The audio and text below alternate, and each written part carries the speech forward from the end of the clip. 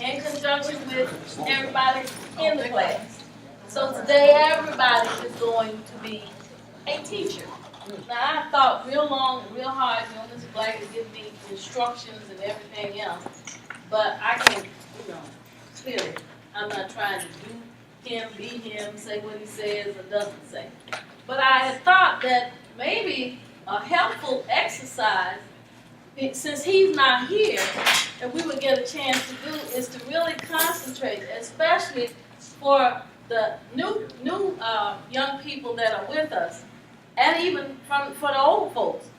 Mr. Black talks about the learning book with the alphabet, with the phonetic sounds and the vowels and making the charts, but we don't ever really get a chance, I don't think, to really go over them effectively and to figure out how to do what you do with the charts. And we've seen this happen, I know in the early days, with young people just like yourselves, and you all, of course, are advanced, but you can take a person that does not know how to read, and they do these charts. By the time they get to you start with the A vowel and the E and the I. About halfway through that I chart, that person that cannot read, be they child, adult, chick, whatever they are, they will be able to read virtually anything you put in front of them if they're doing the sounds the way that they should be doing the sounds. So I'm going to ask. I apologize. I tried earlier to get a chart made. One with one of the pages in the book already finished. But since we don't have that, we're going to have to do some drawing. We're going to have to do some improvising. So I thought we would focus on the phonetic sounds, and also the other thing is we never really we talk about prefixes and suffixes, but we don't go into any real great detail about that. And I think it would be useful for especially parents that are here to see how that works so that you can help the child.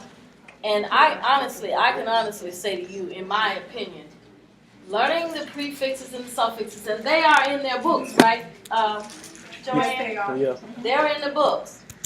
Learning the prefixes and the suffixes and then putting them together with groups is one of the best or most effective ways that I have ever seen that you can build vocabulary. And the other exercise that you can do to build vocabulary is what we call the element charts, where you just start with one word and you look at the dictionary and you find other words that are similar to that word, and you just keep adding on and keep adding on and just keep going for as long as you feel like it. And that's one of the things, especially if they're young people like these kids, they will remember those words. And that's one of the ways that you can build vocabulary. And the reason why building vocabulary is so important to, I think, this is me personally, to African Americans, if you want the kids to excel in school, is most of our homes that we come from, that we grow up in, they're not speaking that language. They're not using those words on a daily basis in the home. So when the kid gets to school and they're all of a sudden faced with taking a standardized test, a lot of these words you're not familiar with because they are not being used in your everyday environment. So it is very important that we come up with artificial ways. I call it, literally artificial ways of getting those words inculcated into your brain. So, having said that as the introduction, I think we'll start with the prefixes and the suffixes. So if your kids would, one other thing I need to say. And this is real important because I didn't understand it until I was good and grown. We were taught about the prefixes and the suffixes, but I didn't understand that some of them were Latin and them were Greek. And it would be real confusing for me. So you got two things that you have to do for the kid. You have to, while you have to learn the prefixes and the suffixes and what they mean, but you also have to know which ones is this you being used in a Greek instance, or is it being used in a Latin instance? And then based on that, it's going to make a difference in terms of how you would explain the meaning of that word.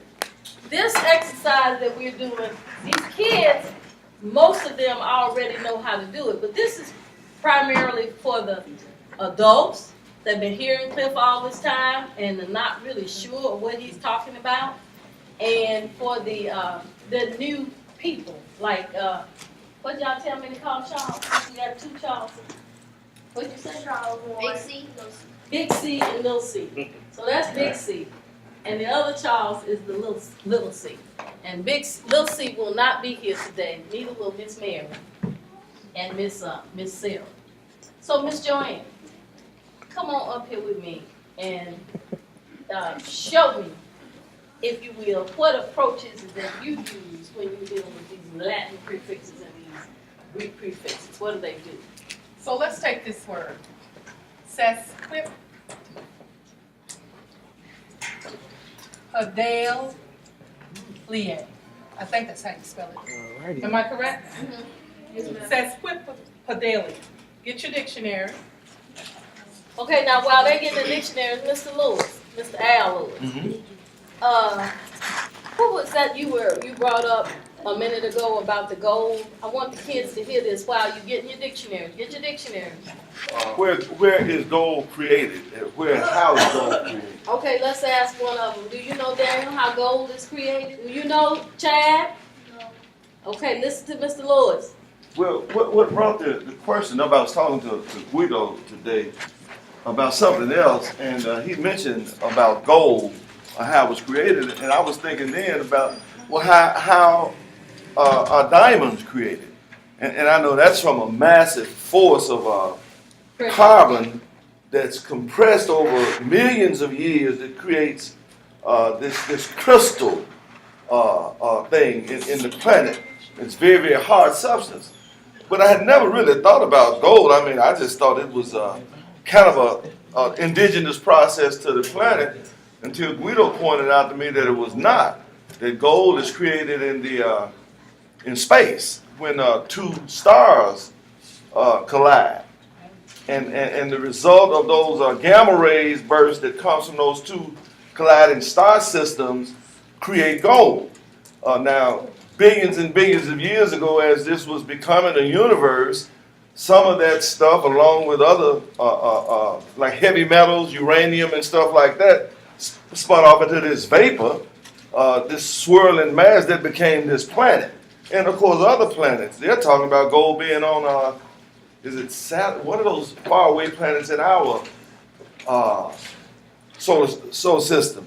I just heard it on the news the other day. A lot of it. A faraway planet in our solar system? What's the farthest away? Y'all, you got your hand up. No. We're talking about the gold right now. Y'all pay attention. Listen. Did you all hear what he was saying about the gold? Yes, ma'am. Okay. So I raised the question. What did I ask? I forgot. What's the farthest planet from the Yeah. I'm sorry? What's the farthest planet from the Earth? Yeah, the farthest planet from the Earth. Okay, now you're supposed to know that. No. No, Kennedy, I want to hear from. I want to hear from Cairo. What planet is the farthest one from Earth? Is You good? I told you it was gonna be fun. Okay, thank you. Is he correct, Chad? What do you say? What he said, Neptune. You think so? Okay, how many miles away is it? I say 350,000. You say. 350,000. Is that factual You. No, it's not. So Chad is back there. What's he doing? Yes, What do we call that? Huh? What's he doing? polluting our mind. Listening? He's guessing Oh. the information. He doesn't know it, so he's guessing at it because it sounds reasonable. But that's what we don't want to do. We don't want to guess, do we, Chad? So if you don't know what are you supposed to be doing? What are you supposed to be doing? Dictionary? Looking in the dictionary. It says Neptune, Earth is 2.7 billion miles from Neptune. Earth is 2.7 billion miles That wouldn't be from. Neptune. Huh? That wouldn't be Neptune. Really? Unless they're equidistant from another one, What's the other one? Pluto. That's what I thought it was. I thought it was Pluto. Okay, you've been challenged, Then Daniel. it says, yeah, Huh? they switch up. They switch up? Maybe the reason why he said Neptune, because sometimes Pluto is not thought of as being a planet. It says they sit in an elliptical orbit. Oh, And it's in the orbit of the solar system. Like many planets, Neptune's orbit isn't exactly circular. Instead, Neptune orbits the sun in an elliptical orbit. May want to figure out what that is. What did you just say? You said egg shape. Who said that? Who knows? Who does? We better find out who doesn't know what elliptical is. I say. You know what elliptical is. Somebody want the machines work out on? it is. It's an elliptical. It's designed to give you the elliptical motion. Okay, so you're gonna explain it to You're gonna have to them? see it. I'm gonna give a good They're gonna have to get a mask. Is anybody that has a question or wants to ask a question, you get to ask your question, and one of these brilliant minds in here will answer it for you. That's definitely what's in this room. Okay, brilliant mind. Isn't Okay. that right? You in the chair with the picking in your hair. You, Devin. Brilliant mind, right? You have a brilliant mind, don't you? I just looked at your problems and that he's back there doing his math and he's got every one of them correct. Whoa. Every one of them. And I was back there trying to show what one of them was wrong and I was wrong. Whereas- Here we go. Okay, listen to Mr. Brown. Whereas some of our other planets, like Mercury being first, the Mars being second, Earth being third, Venus being fourth. Because of their proximity to the sun has a very strong gravitational pull on these, so it would give them more of a circular revolving around. Pluto being so far out, gravitational pull is not as great. So when it whips away from the sun, it whips elliptically away. Okay? Now, like he mentioned in his text, there are times when Neptune, being number 8, can appear to be out here. And because of Pluto's, my theory, revolving around the sun, picks up a pull from these other planets, which shortens the distance from the sun, and now Neptune appears to be farther. Okay. Okay? That makes sense now. Okay, who in here can tell me which one of Mr. Black's tools that he created should you be looking at that will give you some more information about the distances of the planets from the sun? Which one is it? You got it back here, I think. Joanne, they have that.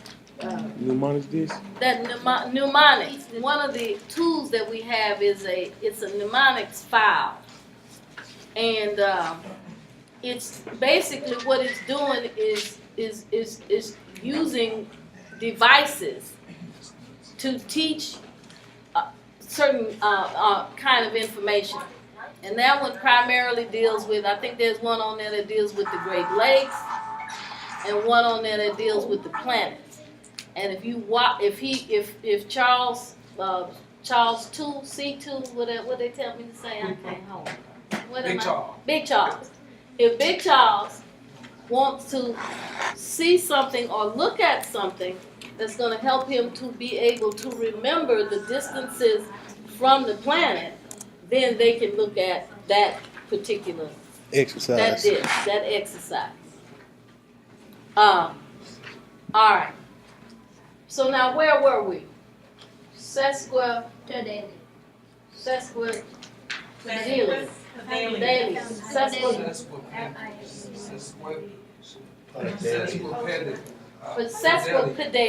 Sesquipedalian. And new students, this is an exercise with prefixes and suffixes. And one of the things that I really,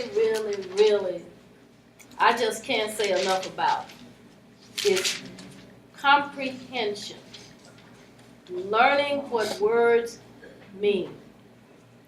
Because that's how you are being evaluated.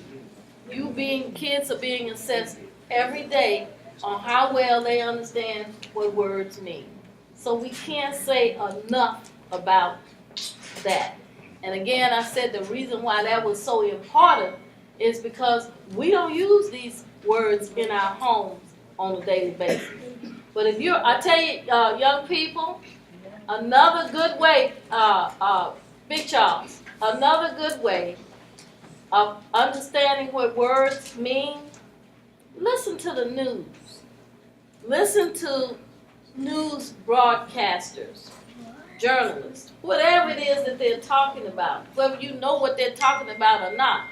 You just listen to them, and when they come up with words that you are not familiar with, you need to just stop and say, what did they say? And you stop and go and look the word up.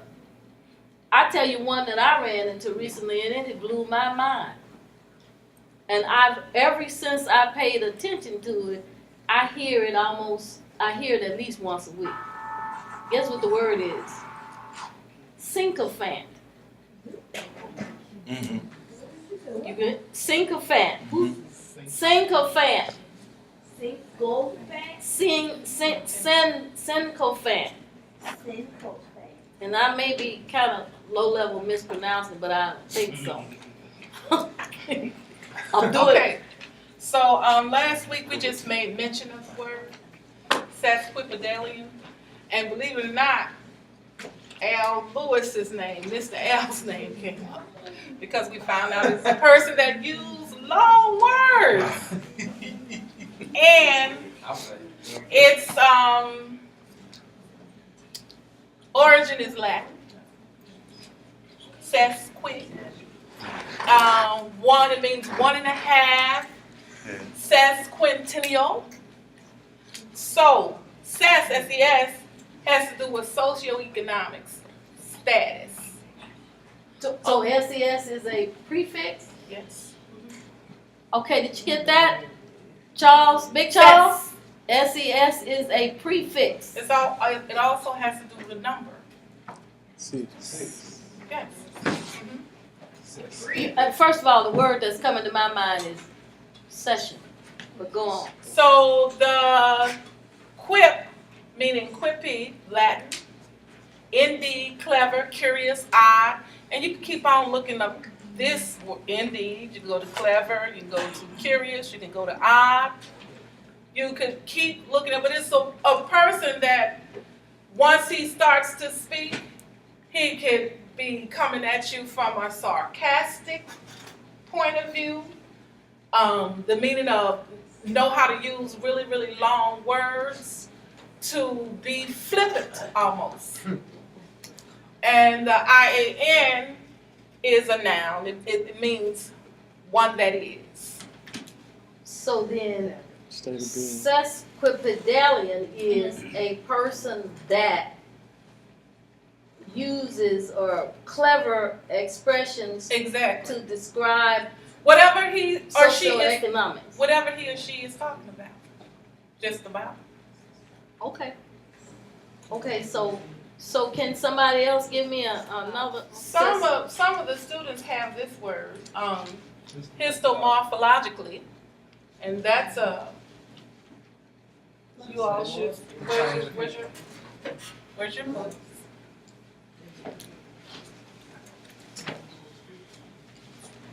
Oh, she's gonna It's get in a the book. I was gonna say she's sure. Bathroom. It's in our summer camp chapter. I think I have it, excuse me. In the meantime, while you're looking for that, give me some other words with SES. Some other words that begin with SES. You got your dictionaries? Cecil. What? Cecil. Cecil. That's the way, I had it in my biology. Oh, really? Cecil? Sesame. SESILE? SESCILE? SSILE. SESSILE. Yes, ma'am. What is that? Motion having to do with some way, some animal? Sesamoid. Huh? Sesamoid. Sesamoid. Oh, sesamoid. Okay, so One. there's a bone in the body Let me see. that's called the sesamoid bone. Where is the sesamoid? Where is it? I ain't got a clue. Okay, somebody find out for me where's the sesamoid. Am I ready? What is the sesamoid? Sesamoid. Spell it, Donovan. Sesamoid. SESS. Moid. How do you spell moid? M O I have Y. Change when the I is wrong, you change it to what? I mean, what did he say? Y. When the Y is wrong, what letter do you change it to? I. Okay. What's the last letter? Sesamoid. EB. I was emphasizing too strong. Daniel? Okay. So I'm gonna read this. SESA. Sesamoid. SESAMOID. Is he right? Yes, ma'am. There's an A in it? Well, what is it? SESAMOID. He spelled it correct. And so what is it? It's a bone, right? Right. And I'm only remembering it because I got a master's degree in biology 1,000 years ago. And it finally came to me that the sesamoid, I don't remember the A being in it. So, what is it? What bone? Where is it? The kneecap. Oh, your kneecap. That's why it's so if somebody hits you on your sesamoid bone, you're in big trouble. Okay. And what about what's the elbow bone? Honey bone. Well, what's the scientific name for the elbow bone?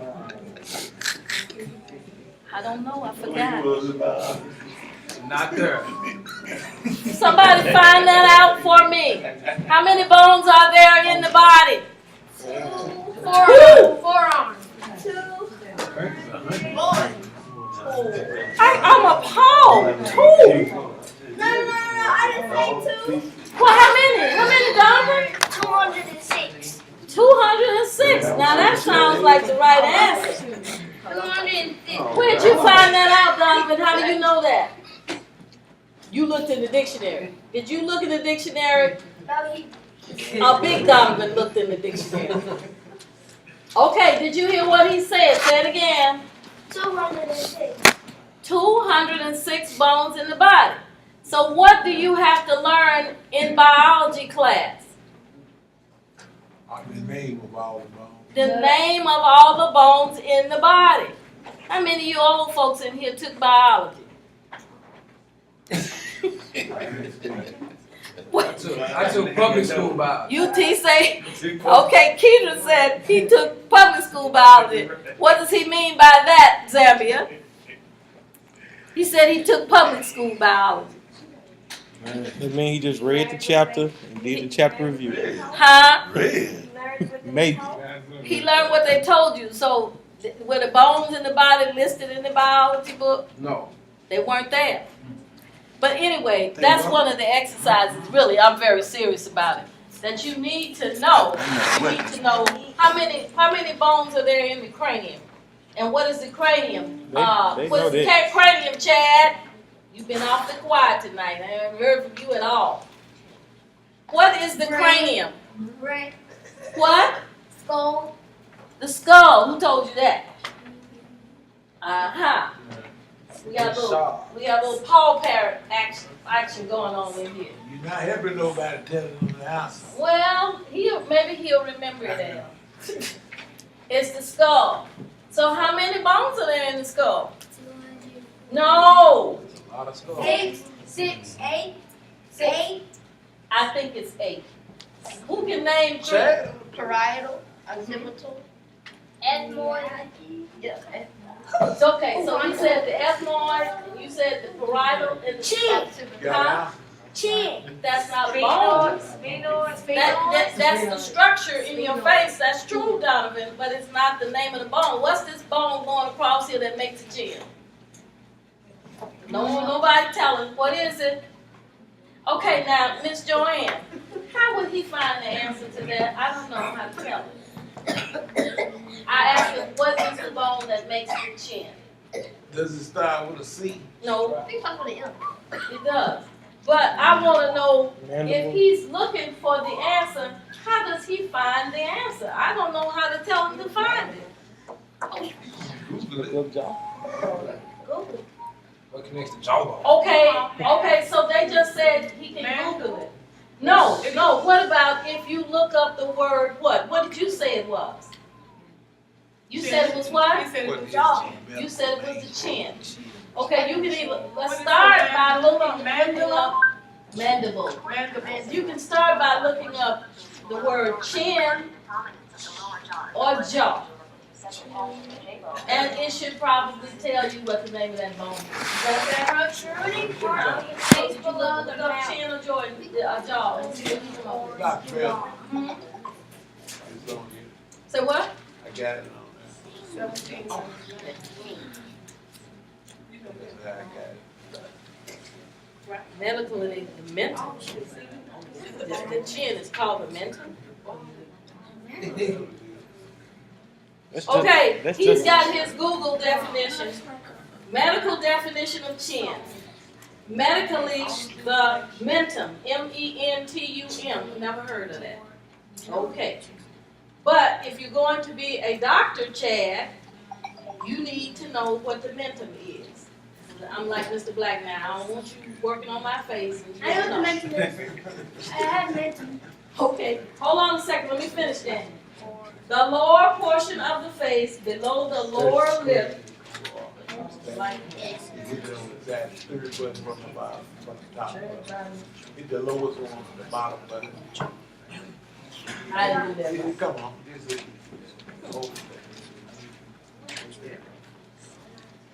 Okay, but I think the important thing for us to know is, here it is. The lower portion of the face below the lower lip, including the prominence of the lower jaw and the line of fusion of the two separate halves of the jawbone, the mandible. So they come together, these two there's a bone over here and a bone over here, and then they come together and they fuse right here. But together, they make up the what we call the jawbone. But TMJ, mandibular mandible joint. The T stands for what? Somebody is here. You can look it up on your phone. Temporal. There you go. Temporal mandibular joint. Okay. Temporal mandibular joint. So if something goes wrong with your TMJ, what's right? Okay, Joanne, we ready. Okay, this next word is histomorphologically. And suffixes like what? Histo, body tissue. Okay, histo. So it is histo. And the only reason why I raised that is because every time you see anything dealing with a cell, it's histo. So I figured it was all 5 of the letters. So morpho is related to form or change. Form or change. Okay. Logic has to do with speak, reason, study, word, science. Those are all the words that we came up with for logic. Okay, and then finally? ALLY means to bind, closely related in structure. ALLY. Oh, that's interesting. Yes. Up with Oh, that's cute, Joanne. Ally is the word. You see that? You see that word, ally? right next. So you know, what do we? What word? What do we hear ally most often associated with? A friend. When you're a friend, Nation. but nation, but countries. So Your ally. y'all's president was up there yesterday talking about he supported his allies. So who are allies of the United States? All the white countries. Majority of the Western governments. The Navy. So back to what we're teaching you today, what Miss Joanne is doing is demonstrating, Big C, Big Charles, that if you know the different components of the word and what each one of those pieces means, then you are likely to be able to understand what that word means, and you will also know it when you see it in another word. What word is that we use that we teach the kids that has morph in it? Metamorphosis is one. And what's the other one? There's another word though, a long word. What is the word? Anthropomorphic. Yeah. That's one of Dr. Black's words. Anthropomorphization. Anthropomorphization, anthropomorphic. You get it, Charles? So what we're saying is you can learn and understand what a word means if you know what the different components of that word means. When you bring them all together, then it's going to tell you what the word means. So, Miss Joanne, what is your summation of what Histologically is the science of tissue changing. the science of tissue changing?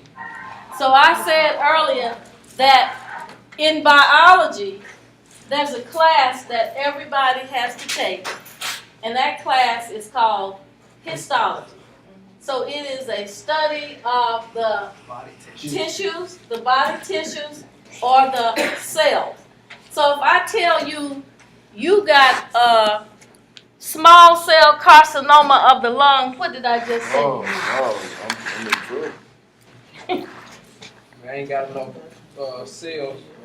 Blood Huh. flow. I don't have enough blood flow, or I don't have enough cells. You got a mass. That's First a of all, malignancy. Carcinoma, Substance cancer. carci is the cancer part of the word, and oma is the growth or the Mass, tumor. It's a mass. So you can have growths that are carcinogenic or cancerous, and you can have growths that are, what's the opposite of cancer? Benign? You too smart. I'm sorry. What is it, the opposite of cancerous, Kennedy? So just because somebody tells you you have a tumor or a growth doesn't mean all the time the worst. Like I have one right here. A oma, anything in that OMA means a growth. But the growth now, and it means a growth or a tumor. Yeah, you call it a growth or you call it a tumor. But the tumor can either have cancerous cells, which then it becomes the carcinoma, which is what I just said. I asked if I tell you you have small cell carcinoma of the lung. What did I say to you? So that means you got cancer in your lungs that's specific to the small cells. Okay? Now, Miss Joanne, if we say, but the tumor is benign, it just means you have a growth, but the cells are not cancerous. They will be contained more likely with wherever that is not spreading. It's not going anywhere. It's going to be contained. It can grow large You hear of instances where people have cysts, C-Y-S-T. Where's C-Y-S-T, a cyst. Chad, cyst. I had one.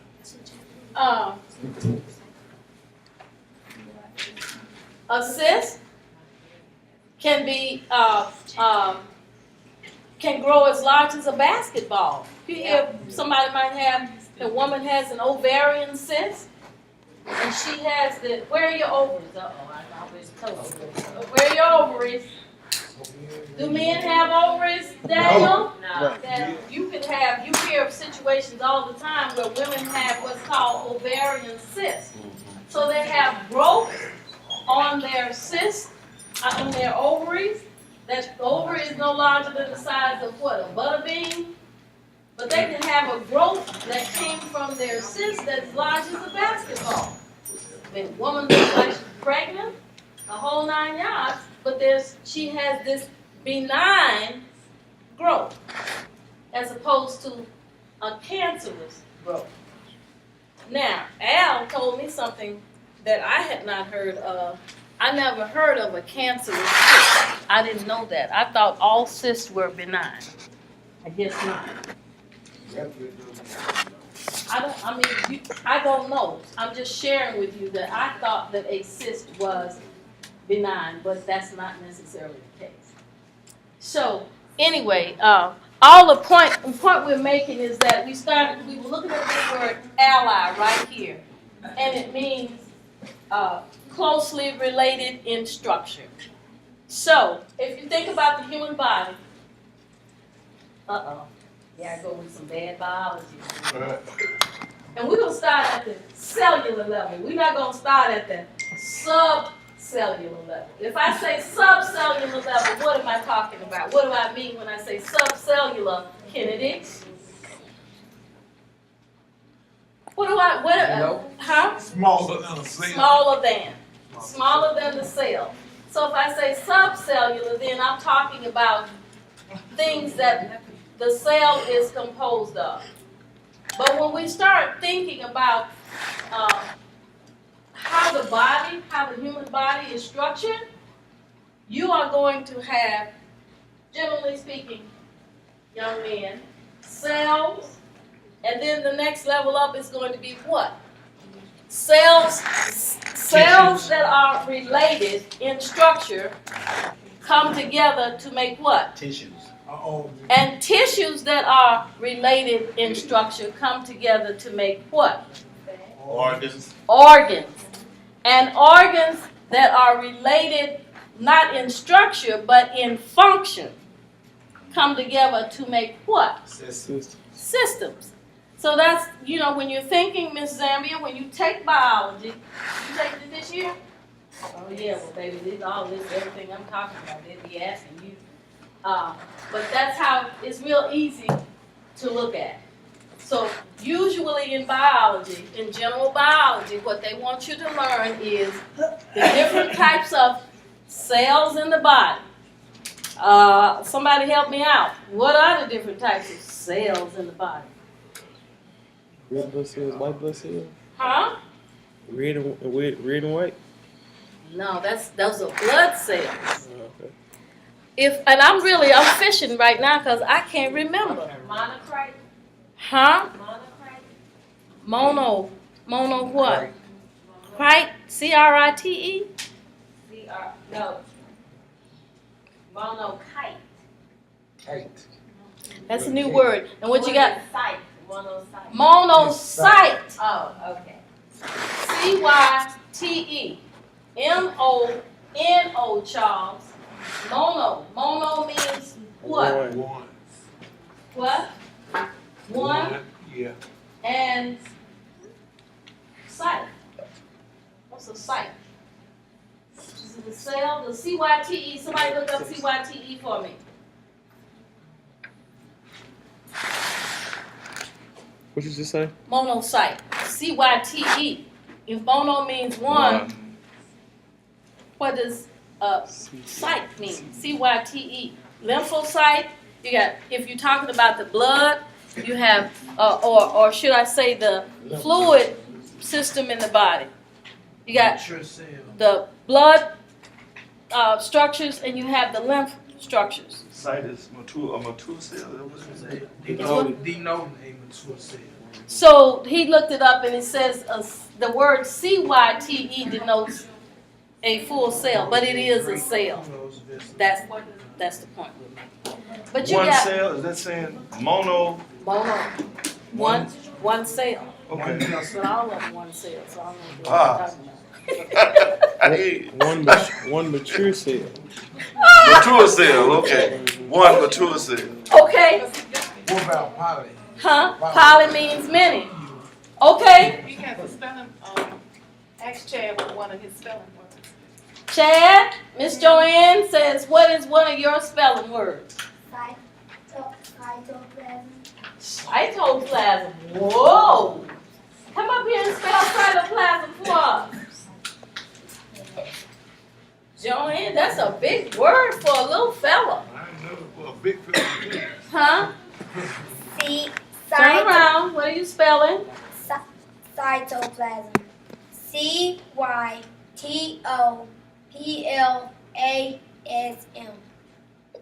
Cytoplasm.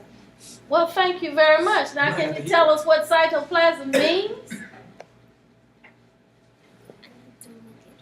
Okay, he says he needs to look it up. Can you help him out? Can you help him out, James? Cytoplasm. The material or protoplasm, within the living cell, including the nucleus.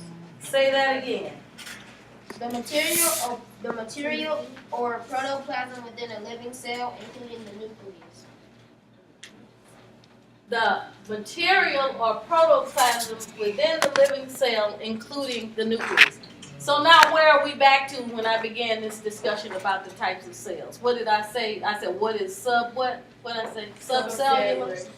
So actually, cytoplasm then, I always think of cytoplasm as just the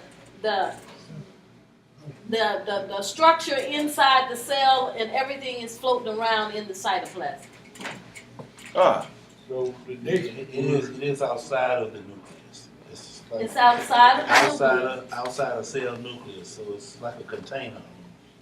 Okay, but the takeaway for the young people, everybody except Zambia and Charles, because they got to know more detail, is the fact that you got cells, you have tissues, you have organs, and you have systems.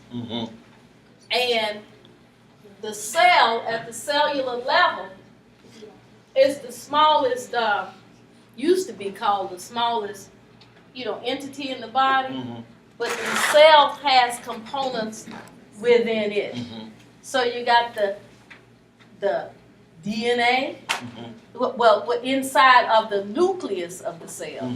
You got the DNA, and you got the RNA, and you got the mitochondria, and it just goes on and on and on. And there has been so much research done in the last 20 years about what is inside of the cell and how the cell functions. But for you young people in here, I expect Kennedy, I expect Devin, I expect Cairo, for one of you to be what? Having to do with the cell. What's that word that it means? It means 9. What is that? I want you to be a what? Nona? Come on. Nona? Not Nona. You getting close though. No. Nova? No, you getting cold now with the V. You all right with the N? Huh? Nona. Nanotechnology. wow. Oh, nano. Nano. I want you to be a nano something in some science. And that's real science. Huh? That's no longer science fiction. No, nanotechnology is real science. Matter of fact, nanotechnology is really old. But at this point, I'm telling you that if you guys expect to be superior students, you are going to have to know these things if you want to be competitive with those children who are studying at these private schools, because the show ain't in the Memphis City schools. Private schools where they are learning about these techniques. And Cairo, you're sitting there looking wise and otherwise, but you have to know, Donovan, you have to know what all of this means if you expect to be able to be competitive and you are running something as opposed to what? Instead of working for Somebody running you. That's the opposite. You are either running something, Devin, or somebody is running you. Yeah. Now, so what do you want to be, Daniel? What do you want to be? I said somebody is running something or somebody is running you. Which side do you want to be on? You want to be something. What is what Daniel? Okay. What about you, Big C? You want to be running something or you want somebody running you? You want to be running something. All right. Well, that makes sense to me. What I wanted to bring to Okay, bear for the everybody young listen up people is to that Mr. Lewis. you can still run something at a corporation or a company or somebody's business if you know how to insert yourself where your talents and skills are indispensable. And what I mean by that is there are some people that went to work for some companies that became multi-millionaires as a result of working for those companies. You take those people that started working at, say, Google early, or Apple, or some of those other big corporations that really produced for them and got those shares of stock when they were relatively inexpensive. And those companies became, when their stock hit the market, I think Google hit it at 600 and some bucks a share, I think, when it hit. If you had, million shares, or if you had, say 1,000 shares even, $600. at $600 a pop. But now you are worth $6 million. Yeah. And that happened for a whole lot of people there. Now, the more you can make yourself indispensable, and the reason I say this, I've been reading this book called Standing in the Shadows of Motown. And it's about the bass player for Motown. And nobody knew who he was initially. Understand that when we were young people, they didn't put musicians on the liner notes. Tell them what Motown is. Motown was a record label that was an independent record label that had its own distribution network, and it was owned by a so-called black man by the name of Barry Gordy. And what made that so unique is, of all those independent record labels owned, Motown was the only one that had that distribution. That's key. What do you mean by distribution? That somebody, even though you have a product, let's try it like this. The record business sells a product. They sold records. And they sold records and they had an inventory of records. Well, you can have the best records on the planet, but if you don't have a network to get them out to the retailers, yeah, you just got a good record. And so that's what happened to a lot of your independent record labels. They had to sign deals with majors. That would be RCA, ABC, Atlantic, some of those other big record labels. CBS to distribute for them. For instance, Stax Records, are y'all familiar with Stax in Memphis? Yep. They had a deal with Atlantic. Well, when they got tired, they broke out from Atlantic as the distribution now. But what they hadn't done was read the small print when they first signed the contract. So their whole catalog of records, when they left Atlantic, went to Atlantic. So if you buy an old Stax record now, if you buy Respect by Otis Redding, it's going to be on the Atlantic label. because they owned them. As a matter of fact, most people don't know Otis Redding was not a Stax recording artist. He was an Atlantic recording artist that they loaned to Stax. But his contract was with the Atlantic. Well, in Motown, this goes back to the children. James Jamerson was a bass player was the bass player for Motown. What is the bass? That's right. What is the bass, Donovan? A baseball player? No. Come on. Bass Who guitar. knows what a bass is? He just told me. I'm sorry. Kennedy? It's a type of guitar. Type of guitar. Okay, go ahead. And all right. Prior to James Jamerson playing a bass guitar, nobody in the entire music industry had ever played a bass guitar like he did. Nobody. You could define rhythm and blues bass or soul bass as pre-Jamerson and after Jamerson. If you search all the R&B records you want, you will not hear anything close to what he was doing. He literally revolutionized bass guitar playing. But here's the thing I just found out. In 1964, Berry Gordy put him on retainer for $1,000 a week. That was $52,000 a year plus bonuses and his club dates that he went on.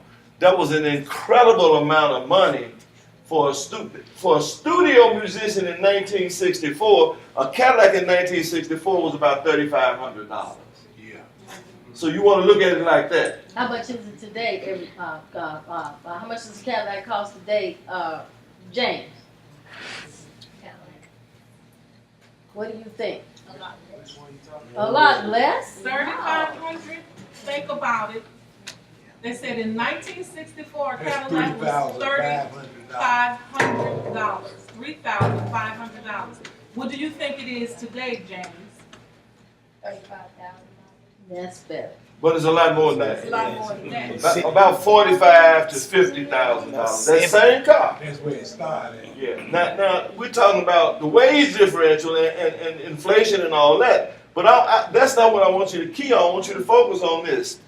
They say that would have definitely been a Motown without James Jamerson.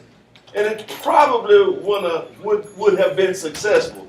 But there would not have been what we know of as a Motown sound without James Jamerson. Hence, Berry Gordy would not let him travel to record. So all the rest of the musicians could go out on the road. After Smokey Robinson brought James Jamerson back in off the road, Berry Gordy said, "No more, partner. We put you on salary." That's how integral he was to the Motown sound. He literally created the funk in the sound. Now, all I'm saying that to the children is, he made himself so indispensable because of his talent, because of his dedication to his art, that not only a whole record label blew up behind it, a whole record industry blew up behind it. Because now you have those guys that begin to copy his style. And if you listen carefully to the era after like 1965, if you start listening to the other record labels, you'll hear those different bass lines coming in. Even the great James Brown didn't have the bass initially that Motown was saying. I'll close with this. The reason that some of you on my age didn't know what you were hearing is because when they released Motown records, they released them to be played on a monophonic car radio. You got it? Back in the old days, they had that word mono.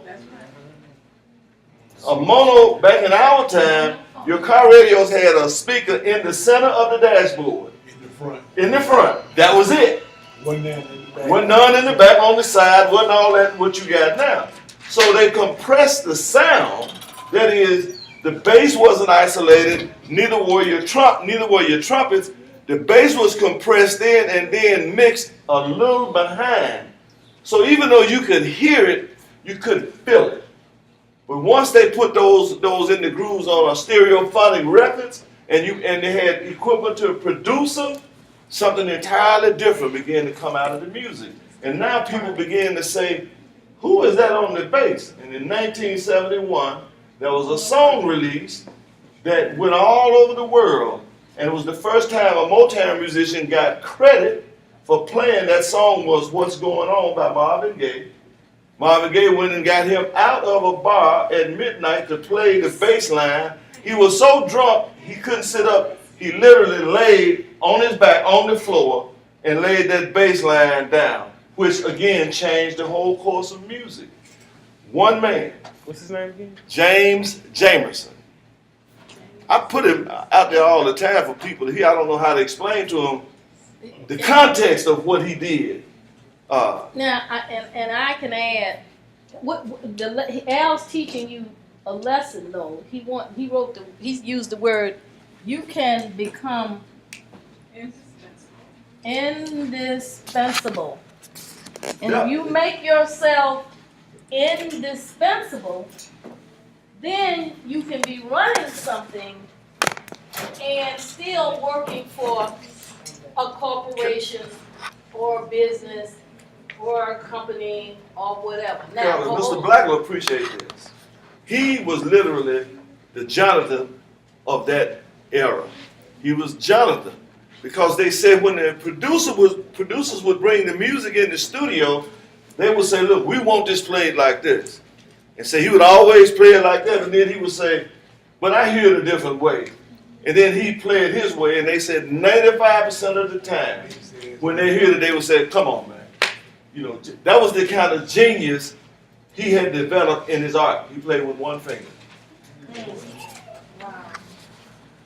Now, who is the other artist that may not compare to James Jamerson? James.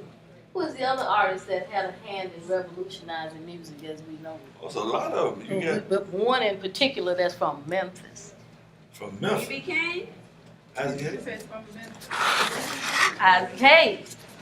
When Isaac Hayes recorded Shaq. Shaft, then music as we knew it changed. A seismic shift. Seismic shift. What he just said was a seismic shift. Here's another word. Seismic. Somebody spell it. S-E. You know? I. S-E-I. Size. S-E-I. Size. Z S. S S. S. M-I-C. M-I-C.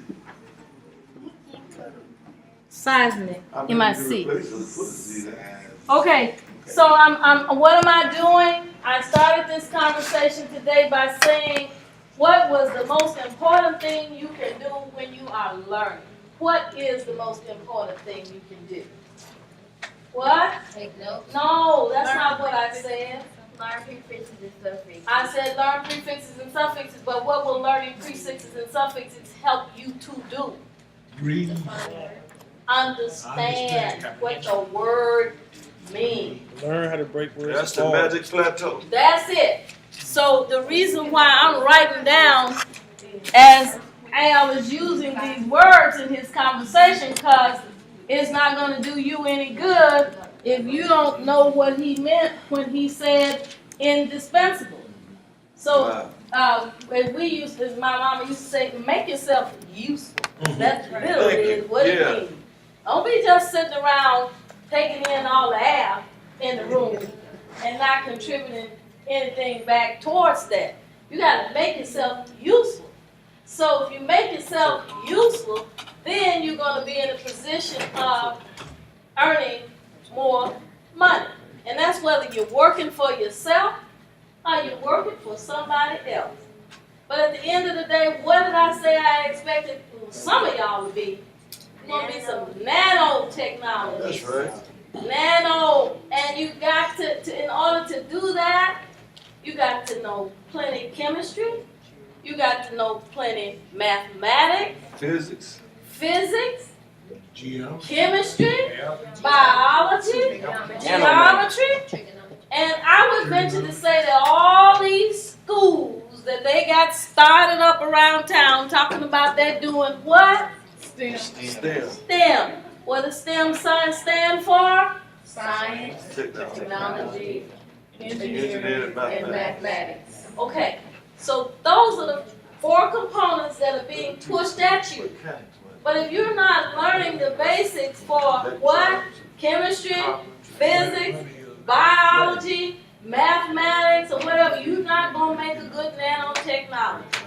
Okay? Uno dumb nanotechnology. You got to be smart, folks. And that's what we want you guys to concentrate on, being smart. But the first part of being smart is you got to know what the word means when somebody is talking to you.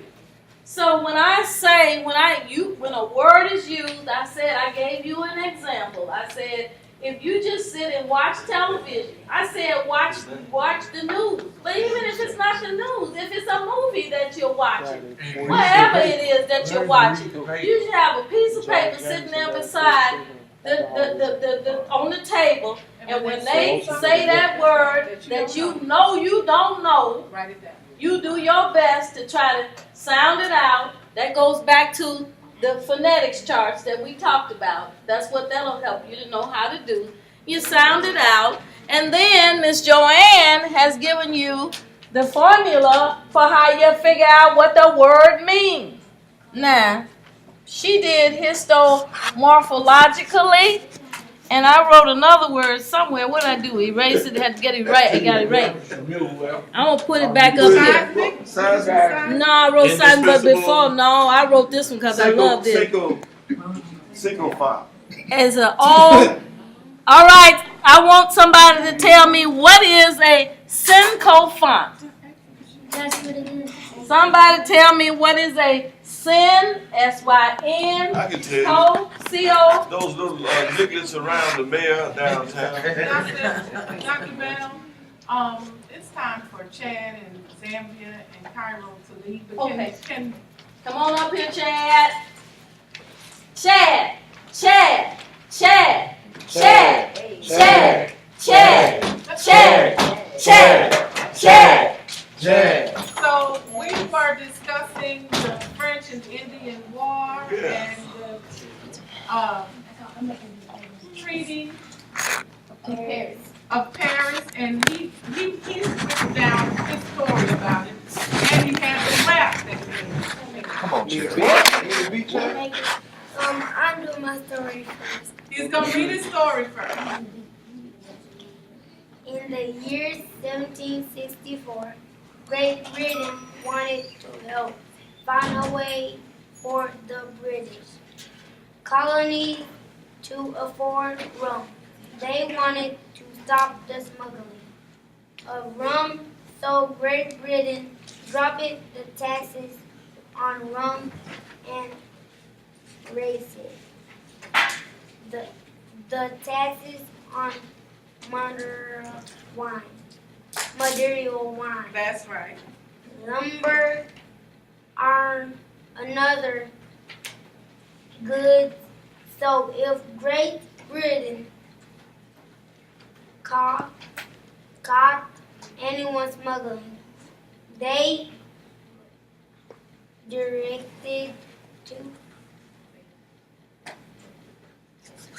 decided to give them a trial without a jury, which would make the smugglers quite guilty. This was held. This was held This was held in Halifax. Admiralty Court in Halifax, Nova Scotia. This made a lot of people angry, and protest was widespread. Now I'm And doing my protest was rap. widespread. Protest was I'm making the beat. Now I'm doing my rap. No. All right. Zambia's gonna make his beat. Oh, she doing it on the computer. No. Oh, she gonna do the big part. We're gonna do it. Ready? The French and the Indian War lasted for 7 years. This is gonna be quick, so listen and come here. In 1756, the Indians and the French became enemies. It was nothing I see. The Indians got a little help from the British. By that time, French was about to get all the land west of the Appalachian Mountains. Yeah. Okay, Put that on run the so your mother's outside, Chad. Wrong. Thank you so Chad, much. put you in the studio, Now, Chad. this is the next Alexander. What's the man's name? Alexander Hamilton is the character. What's the man's name? The Puerto Rican that wrote Hamilton. What's his name? The guy that Who? Lin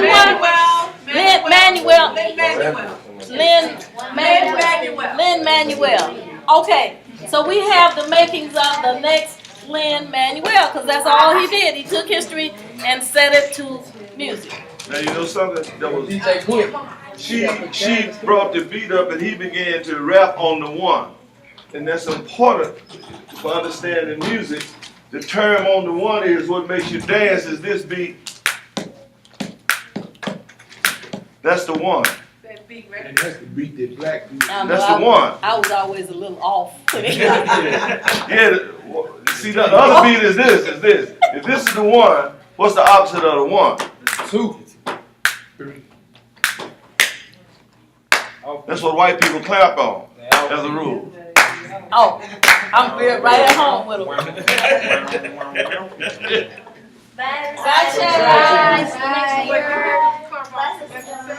This is really, really, really a great learning environment. Daniel. This is really great. If they take away 25% of what is discussed, just 25% of it, you know, they will. It's been don't leave us on that. Okay, Al is making sure that I don't leave you hanging on sycophant. Okay. So who wants to look up, who looked it up already and can tell me what a sycophant is? I gave you a hint to the mayor's necklace. If you ever go around the mayor, you'll see. You cannot use words whole like that. sycophants. You'll see a host of what did you say, Brandon? A whole bunch of sycophants. Wait, A whole Daniel, bunch of sycophants. let's hear what you said. A person who acts obscene. What? Spell it. Spell that. OBSEQ. Obsequiously toward someone important in order to gain advantage. Okay, spell that. Obscene. What? OBSEQUIOUSLY.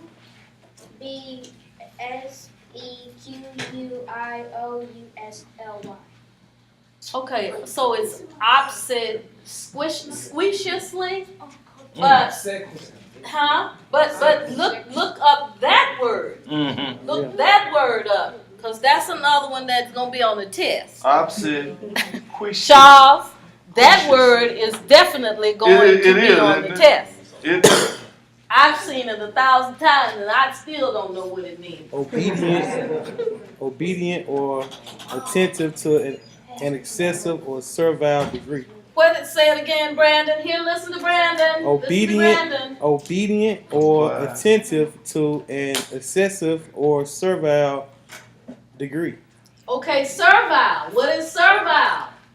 Goes back to compliance. What is servile, Daniel? I mean, James? Slave. No. And it's hard. Yes, Donovan. The only way you're going to learn these words, and what did I say? The reason why we don't know them is because what? Daniel. We don't hear them at home, in our homes, and in our environments where we go. But that's not going to help you. You are still going to be held accountable for what those words mean. And that's why we don't do well on the standardized test. Because those words At least he are said it on still. the test. And we have to be smart enough, and I think we can do that. We have to be smart enough to, what I say, come up with artificial ways for you to be exposed to these words and know what they mean. What is the word? Servile. What does servile mean? What does it sound like? What is it? S-E-R-V? Servant. Survive. That sound like servant. S-E-R-V. Survive would be S-U. Oh, you said S-E-R. Subservient. So the word, what is the root word in that word? Serve is in the word. Slave. I mean, so that means that you are acting in a manner at which you are Serving somebody. You're bowing down to somebody. Complying. Huh? It gets to complying in the Latin. I got Having slaves. or So- showing an excessive Wow, willingness let to me see. serve or please others. That's bad. Okay, so Ooh, I'm servile. finna call him a If you bunch of them. serving somebody, that means you are putting yourself below. Servile, suitable for a swift slave of the working class. Service. You have to go on past me. So anyway, at the end of the day, Give it to Joey. I think that okay, so the sycophant, and like I said, it keeps jumping up because I've heard 2 or 3 news reporters refer to the people that are around the president of the United States as one young man calls him 45. He doesn't say his name, he just calls him 45. So 45, why 45, Charles? Why would they call him 45? It's the number of a man, like 6. Why 45? Huh? You don't know? Devin, why did we call why did the young man call President Trump 45? He's the 45th president. There you go, James. He's the 45th president. So who was 44? Barack Obama. Barack Obama. Who was 43? Mr. Bush, Bill W. Clinton. Bush 2. And then who was 42? Bill Clinton. Bush. Who was 41? Bush H. Bush H. And who was 40? I'm through with this at 40. Ronald Reagan. Okay. I think to refer to him as a number is also a sign of disrespect. Yeah, that's what he's trying to be, disrespectful. That's what he did to Kim Jong. Anyway, okay, so what we're going to talk about next. Here are 2 more words Al used when he was talking. Mono and stereo. He said, he described the mono radio as the one in the center of the car, and that's all they had. Then they went to the stereo sound. What is that? What is if the stereo is in more than one place? So Monophonic. monophonic. Stereo. Yeah. Monophonic. What is phone? Monophonic. What does phonic mean? What does phonic mean, Donovan? Phonic. What does it mean? Phonic. Phone. There you go. What? Voice. I didn't hear Donovan Yeah. say it yet. What is it, baby? Huh? What does it mean? Phonic. Phonic. Phonics. Phonics. Or what's the root word in phonic? What word do you hear inside of when I say phonic? I see. What do you hear? Okay, the word is phone. And phone means what? Sound. Phone means sound. Phone means sound. Telegraph. Big Charles. Telegraph means telegraph. What does telegraph mean? Since he brought it up, what does tele mean? First of all, Send. tele means what? Send. Send. And what is graph? Right. Send what? To right. Which one of these words over here? Somebody's got graph in it. In the alphabets? In the alphabets. Which word means letter? Oh, you talking about Mark? Talking about T? I'm all of a sudden I want to go to the hieroglyphics. Which word means what? Letter, graph, right. Oh, glyphic. Glyphic. There you go. That's what I was looking for. So telegraph means to send words or writing or letters. But telephone means what? Sound. Send sound. Send sound. Is there another tele? Tele what? Kinesis. Huh? Telekinesis. Telekinesis. What is kinesis? Something to do with your mind, your brain. You getting close, but so you send motion. Kinesis has to do with motion. Motion. Yes, sir. Motion. Picking things up. Yeah. And it's Yeah. That's it. like Magneto. Yeah, like Magneto. Yeah, that's the X-Man. Isn't it X-Man? Magneto was what's he did? The grand poobah of the X-Men. Yeah, he used telekinesis. He used telekinesis. To move stuff. And Jean Grey. And who? Jean Grey. It's like Jean Grey. picking a chair up, but without touching it. It's just like. Remote control. Oh, so you're using your mind to It's just move objects. It's That's just your telekinesis. You're using. Just pick it up. Okay, all right. So who of y'all in here is going to be the master of telekinesis? Huh? All of you still have your hand.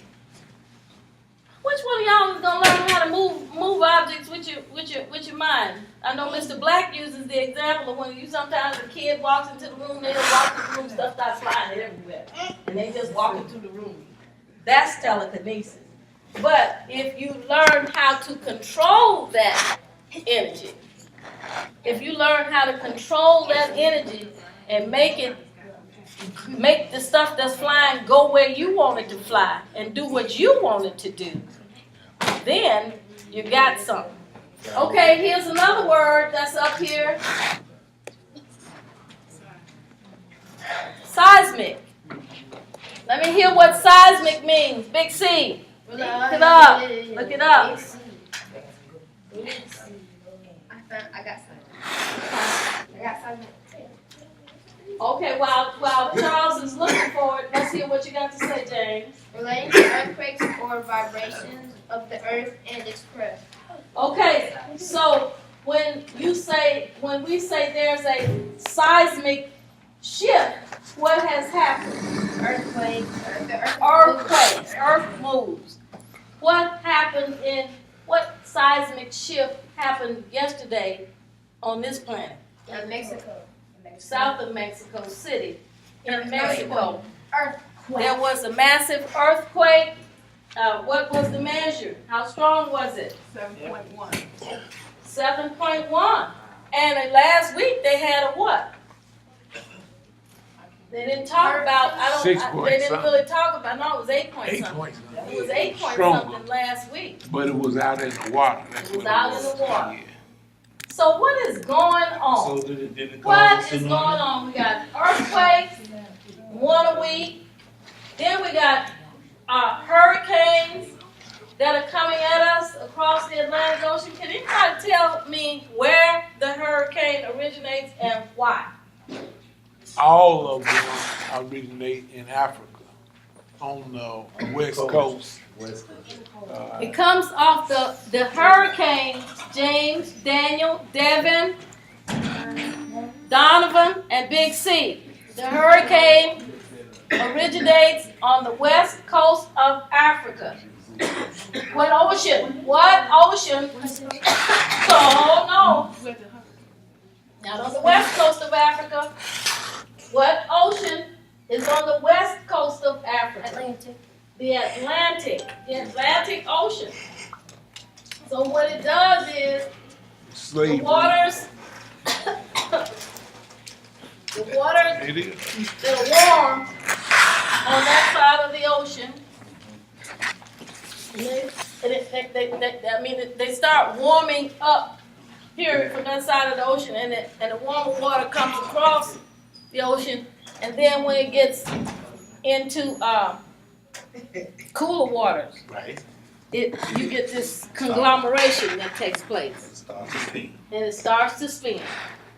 And then, but as that big spinning ball of energy goes further and further into the Gulf.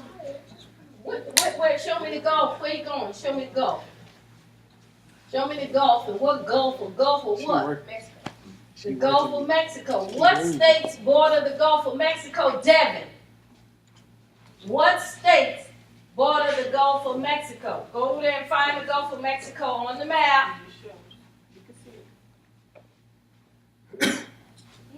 I'll show you.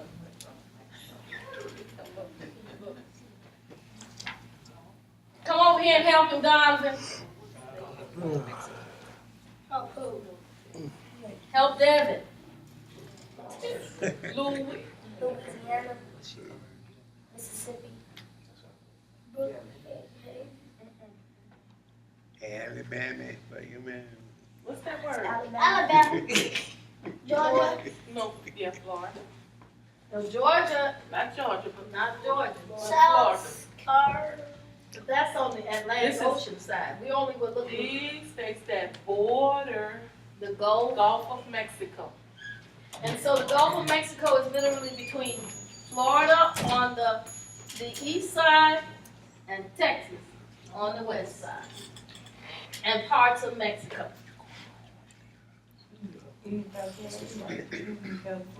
Mr. Al Hendricks. When those hurricanes come out of Africa, those hurricanes are following the trade winds. They said that those are the slave trails that the slave ships came on.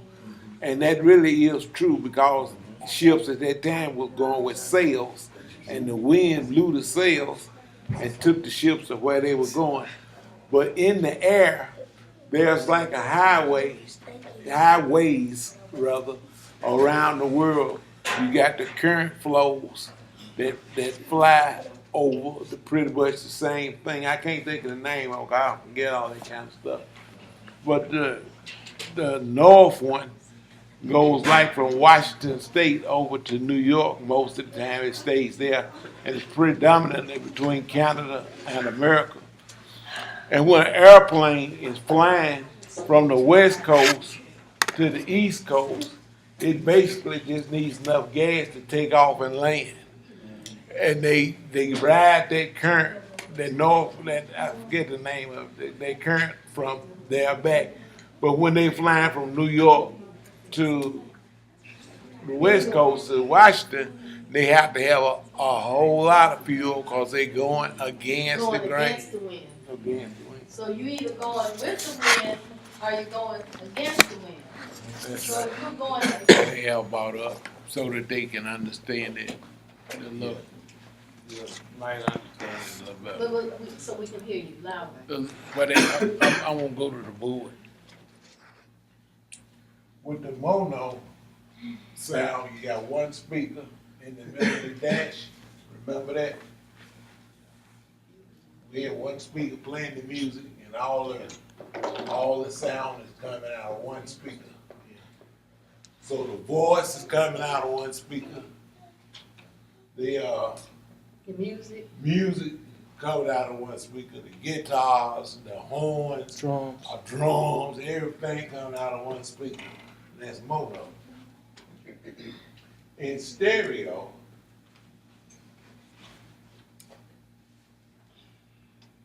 you got two speakers. Not drawing it there.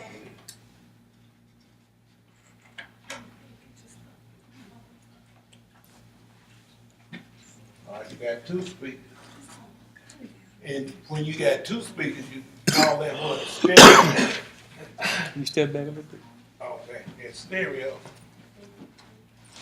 And when the stereo is on, when you got stereo, you got the voice coming out of both speakers. Most of the time. This is not a hard rule, but this to give you the idea, the understanding of it. You got the voice coming out of both speakers. And so that makes it sound like one person singing. If they have a background choir of trios behind them, they'll have them on one side or the other side. Pan. They'll have the horns, some of the horns coming out over here. And they'll have the guitar and the bass over here. And then when they playing them, they call it tracks. In the mono, all the sound is coming out of one speaker. So that's all the tracks coming out of all the horns all at the same time. When you got stereo, we had 8 tracks. First we had 4 tracks. You remember 4 tracks? No, they don't So, remember. yeah. I do. Big Red, That was 8 late tracks. Now, I don't remember them 4 tracks. Okay. I'm And when you teasing, go to of the course. studio, they have 16 tracks, 32 tracks, 64 How many they got tracks, now? Infinite? 128 Many tracks. tracks you want now. And that, on each track, you can put one instrument on one track. Now, you know the sound, the OJ's had a song called Money. Mm-hmm. Is it doom, doom, doom, doom? You know, That was the bass. yeah, the bass. And when they said boom, low, low, low, low, low, low, low, they would have the bass coming out of this speaker for about 2 seconds. Mm-hmm. Then they'll change it, cut it off, Alternated. and change it over there. Let it come out the other side. And it sound like it's moving. Yeah. It's called panning. Panning, okay. Yeah, it sound, Panning, like, it yeah. sound like it's moving. And so that's what they do now. They'll play certain horns on here, certain horns over there, but they just instrumentalize that stuff. And at one time, they had quad sound. And we talking about stereo and 2 speakers, but in quad, they had 4 speakers, Mm-hmm. and they could further separate the tracks. Mm-hmm. So what is, in the movies, surround sound? Surround sound is really 4 speakers. 4 speakers. That's quad sound. Okay. Or now they got them up to 9.1. You can buy a home system. I got a 7.1 home system that splits the signal. 7.1 means you got a discrete bass channel that goes to something called a subwoofer. Yeah. And then you got a center channel, 2 to the right, 2 up here, and 2 in the back. Now they're making them where you got, in your mains, you got 2 over here, 1 over here, then 1 up and 1 up because of a higher sound that they're starting putting out. Yeah. The problem is you don't get much, many movies that's made in 9.1.